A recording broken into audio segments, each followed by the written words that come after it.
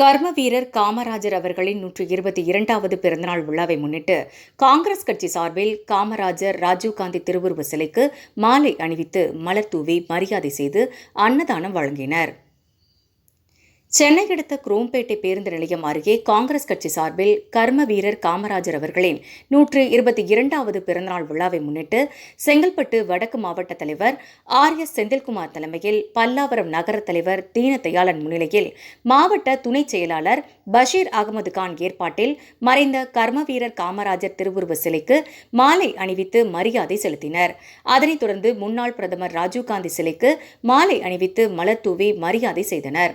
இதனைத் தொடர்ந்து ஏழை எளிய மக்கள் 300க்கும் மேற்பட்டோருக்கு அன்னதானம் வழங்கினர். உடன் இந்நிகழ்ச்சியில் தமிழ்நாடு காங்கிரஸ் கமிட்டி பொதுக்குழு உறுப்பினர் PCC கண்ணன் மற்றும் செங்கல்பட்டு மாவட்ட மற்றும் பல்லாவரம் நகர காங்கிரஸ் கட்சி நிர்வாகிகள் உட்பட ஏராளமானோர் கலந்து கொண்டனர்.